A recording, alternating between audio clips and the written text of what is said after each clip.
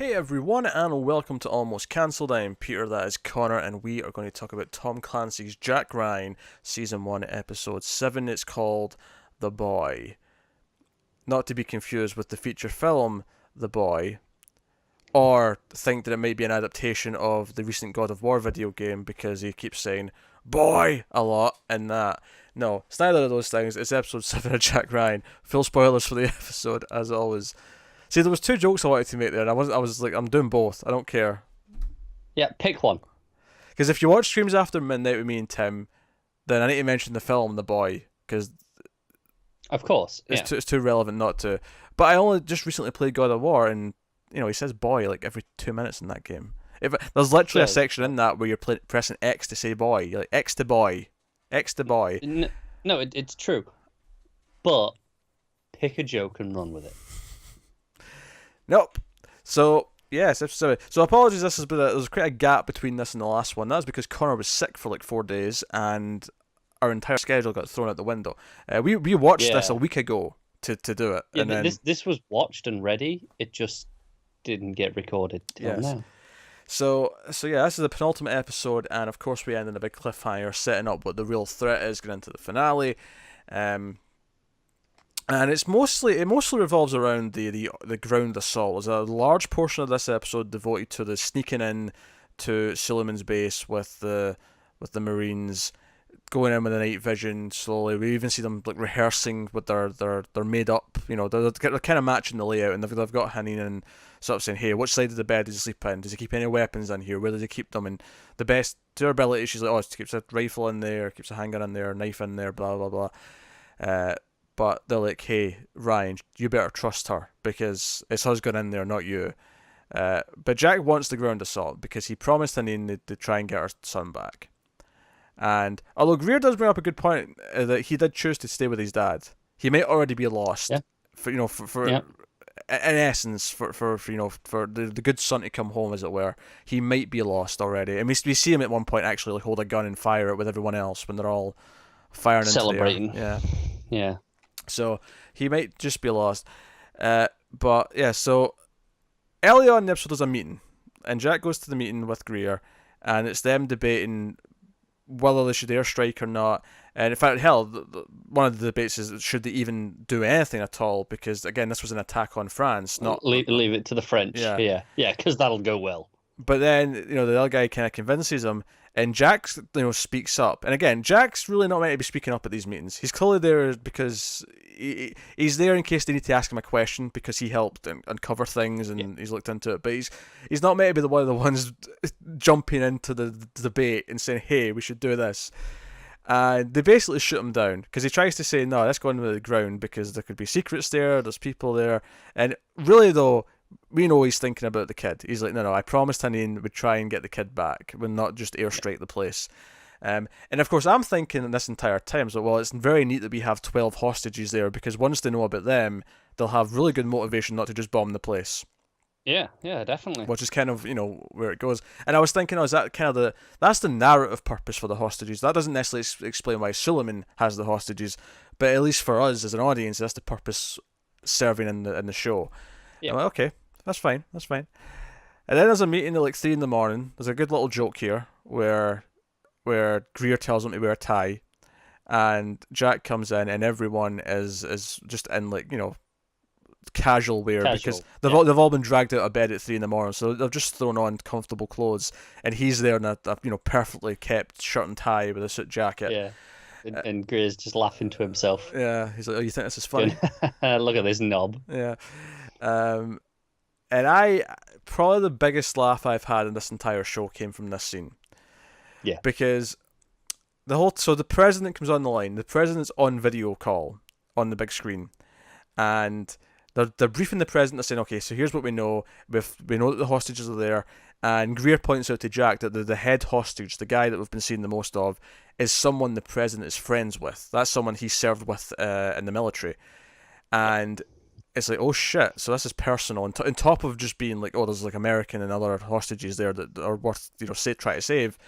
Yeah. This is someone personal to the president, but the entire time I'm like, every time I've had one of these meetings, almost Jack's butt in when he's not supposed Said to. something stupid. And every time Greer looks mortified that Jack's stepping out of line, and I'm like, this is with the president. And I was waiting for it. I was waiting for the moment. And it's just as the president's about to sign off, and he said, "No, let's go on and good ground and try and get the 12 hostages." Jack stands up and says, "Mr. President," and Greer just sort of sighs and goes, "Oh, Jesus Christ!" Yeah. that broke it's me. the way he puts his head in his hand. He's like, "Oh God, I don't want anything to do with this. I'm not here. This isn't happening." Not again. And to be fair, the president listens to him. He says, "Hey, we promised this woman, who was the reason why we know all this information in the first place, that we try and get her son. Can we consider him the 13th hostage?" And the president's like, "Sure, yeah, there's 13 hostages. Bring him home too." He's receptive to it. It's like, it's a kid. Why not? It's almost like you get the sense that there's all this middle management almost where they don't even want to bother him with this request. But if you actually just ask the president, "Hey, there's a kid there as well. Can we save him too?" He's like, "Sure, yeah. I'm not going to say no to that." Well, we're already there. I'm not unreasonable. Yeah, I think if you'd gone, hey, pre knowing about the hostages, yeah, probably not going to bother. Yeah. No, of course I'm not. I'm saying fictional president here, not current actual president. That's a different case. Current president, can we save the kid? He's probably going to respond with, current president isn't waking up for this meeting at 3 a.m. That's true. He's also probably going to interrupt this briefing to order a McDonald's because he's feeling peckish mid-meeting. To be fair, that would improve the meeting. It would, but the point I'm making is he's very unprofessional and is more worried about what he's having for lunch than saving a potentially innocent young boy's life. I agree. But how much better would this meeting have been if there was just like 3 or 4 pizzas on the desk? If anything, a meeting with the current president would be everyone at the table trying to talk him out of just using a nuclear bomb because they're trying. No, sir, that's too much for this situation. Too much. Yeah, scale it down a bit. Calm down. Look, we'll go get Victor. He's got a drone. Doesn't need a nuke. I know you're trying to compensate for your mushroom head penis, right? Your toad-shaped penis from Mario Kart, but the nuke's too much. It's always too much. Not unless you're dealing with xenomorphs on LV-426. Which we are not. Because then you have to nuke it from orbit, because, as you know, it's the only way to be sure. Yes, it is. Thankfully, this is not that case. It's not. I'm just saying, I can think of one legit reason for a nuke. Fine. Should we move on? We should move on, yes. One thing we've glossed over, though, there's another very funny scene in this episode, and that is when Cathy's brought in. Cathy is brought in because of her expertise and because she caught this Ebola that's been stolen. I was going to say kidnapped. They kidnapped an Ebola. Don't say she caught the Ebola, because that implies she has Ebola. That's true. No. She caught the spread of Ebola. Does that work better? She caught onto the spread. Sure. She discovered that the Ebola was spreading, and yes, that'll do it nicely. And we see a couple of military suits pick her up and bring her in, and we also see Jack and Greer go to this meeting. Oh, we're going to this expert because we need to talk about the possibilities of what he's doing with this Ebola, because they got a photo of him from the airport coming from this country. And they walk in, and Cathy's looking up at him. He just sort of stops dead as he's walking in, and just slows to a crawl as he's sitting down. And the other guy in there was, these guys are from the CIA, and he's like, and I want to bring up something here. Episode 2, I believe it was. You stood your ground and said that she knew he was lying about what he did, and she understood that it was classified. I stand by. That's how that scene played. I wasn't so sure, and this just confirms I was right not to be sure. Well, then I will go back and criticize that scene for being unclear in its direction. Because there is so many awkward moments in this where he says her, like, he says Miss whatever her last name is, Mueller. It's like, Miss Mueller. You tell, can he weaponize Ebola? And she's like, it's very hard because you have to spread it this way and that way. But yeah, sure, it's possible. You could do it. You can do an Ebola bomb. Yes. And then he chases it after her and tries to apologise, and she's pissed at him. And then by the end of the episode, they go on a date and it's fine. And she's like, you know what? Yeah, you're saving the world. I guess I'll just go along with it. It's fine. You can take a phone call. But then the bulk of the episode, of course, sandwiched in between this is of course the actual raid on the base. But of course, it fails. Suleiman and his men have scurried away. Why have they scurried away? You might ask. Well, that takes us to Haneen and her kids, who are in a safe house, and they're being watched by CIA operatives, and they're being kept under guard, cameras, and they're being very nice. She's making dinner, and the agent lady has brought the older daughter a portable video game system. A knockoff system. Yes. Let's be clear. It is a knockoff, because I don't know what this was meant to be. I think in the context of the show, it's not a knockoff in the show. It's just a knockoff to us because they don't want to use a real thing. Yeah. But I thought that was particularly, given that, I don't know if you've noticed in the descriptions for Amazon's shows for each episode, at the end of the description says this episode contains product placement. Well, clearly it wasn't the video game system. No, it was obviously, but I just thought it's weird that that they're being very upfront about that. I mean, obviously everything pretty much has product placement. That's just how it goes. But I don't usually see that in descriptions like that. So I thought it was weird that they were going so out of their way with this one. And when the woman comes in with it, she's like, "Oh, this is the one you wanted," and she's like, "Yeah." I'm like, "How did you what? How did you find this thing?" Because in the show's world, it's the main portable system. I'm not buying it. This is a movie and TV thing. How are you? This is not the problem with this. I'm about to get to the problem with this. The problem is not the fact that they used a made-up system. I have a problem with it. It felt tacky. My problem is that for the second time this season, the in-game chat on a video game system has proved essential to the plot. Worse so this time because. So you're telling me they've got this, Haneen and her kids are in a safe house on lockdown, so no one can find them and no one knows where they are, and they're not monitoring all internet usage and access, if even giving it to them in the first place, and the kid can just talk on her video game system. It's just connecting to Wi-Fi. It's fine. Yeah, I think this is less a concern with the video game side of it this time. Yeah, just the fact that they've got internet access, or monitor what they're doing. Yeah. But no. The entire plan gets shot to shit, and Suleiman takes advantage of it because his daughter is stupid enough to talk to her brother through the video game chat, and then he sees it, knows they're in America, knows that they're probably sending people, and that's how they know they're coming, and they can run away. Now, admittedly, before we get to the big cliffhanger,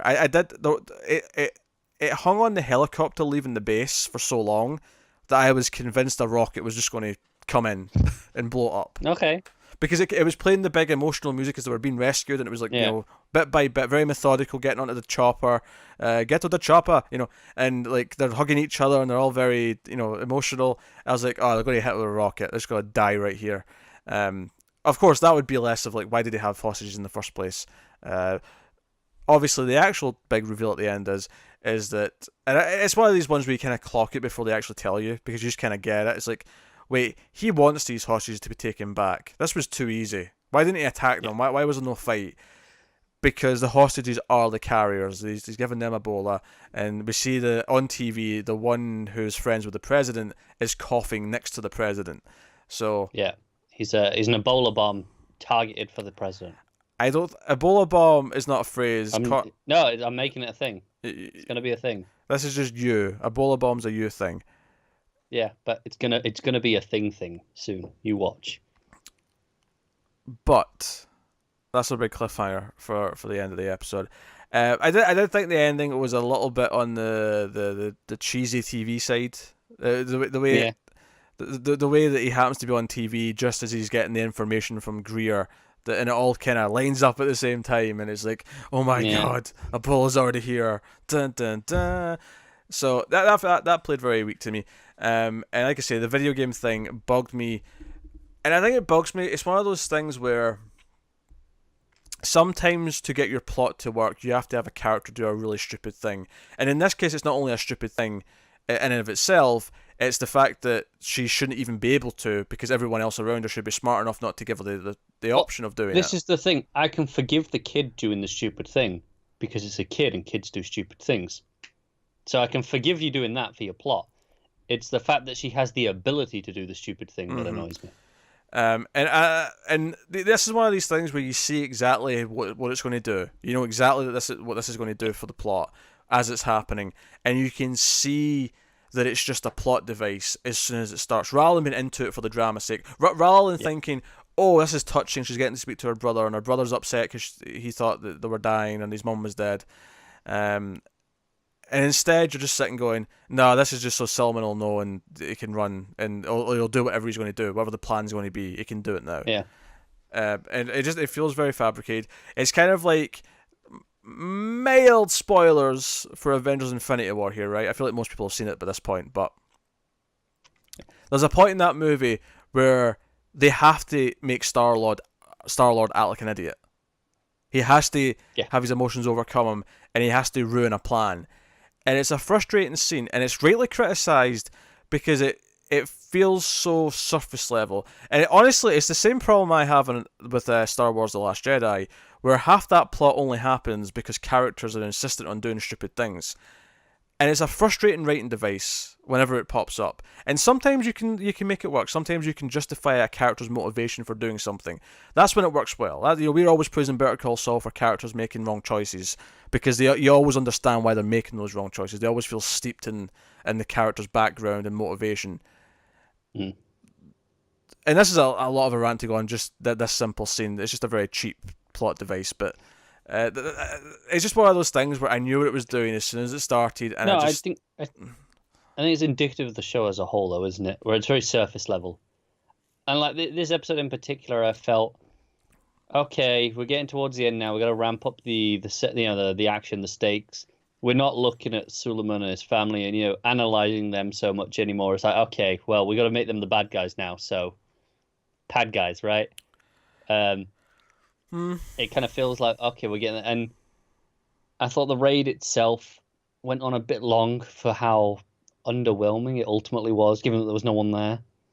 It was fine, but I would have cut it down a bit. Yeah. This had some of the best comedy of all the episodes. It did, yeah. But a lot of it was taken up with stuff that kind of ultimately was a big red herring, and it was kind of clear that there was a red herring element to it.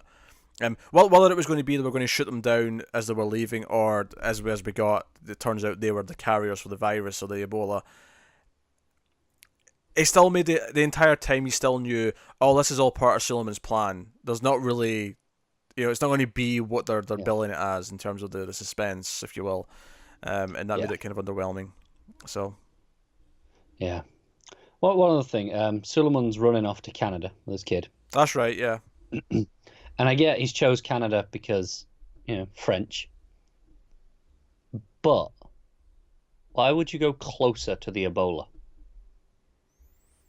I'm sure he's got plans to do in Canada. Also, I mean, he does speak English as well, so that may not be the sole reason for picking Canada. No, but I mean, I think it covers him a bit more ground, right? Sure. But I'm just saying, he does speak English as well, so it's not like if his plan entailed having to go somewhere else that speaks English, he could have done that. So he could have done, yeah. Anyway, that's Jack Ryan episode 7. The end game of the season is not feeling super hot. No, it feels like it might be the weakest part. Yeah. Which is kind of weird because it's not like it's been an amazing show thus far. There's things we've liked about it. There's been some enjoyable stuff here or there, but it doesn't feel like it's going to go off the rails though, and be an ending that ruins the rest of the season. It might be underwhelming, but I don't think it's going to be one of those where it goes, "Oh, I wish I hadn't bothered." And also, I wonder what place does Hanine and her family have in the final episode? How are they relevant now? No, it's a fair point. Well, how do they factor into the plot? Because I feel like they're not going to not have them at all. I mean, it could just be they'll be watching on TV when their husband gets shot or whatever. I mean, I don't know. Yeah. But given how big of a part of the show she's been, it'd feel weird to just go the entire finale without really bringing her up that much. It would. I feel like this last episode is going to be a lot of action. Like, how we had that extended sequence at the end of the first episode? Mm-hmm. I feel like we'll get at least that length, if not considerably more. Yeah. But there you go. That is episode 7 of Jack Ryan. So let us know what you thought of it in the comments below. Like and subscribe, all that stuff. Get us on the Twitters at mailed_fuzz for channel updates. If you want to support the channel, head over to patreon.com/mailfuzztv, and you can do that over there. But otherwise, that is us. So thank you once again for watching or listening. We always appreciate it. Keep watching TV, guys. Have you got any vanilla?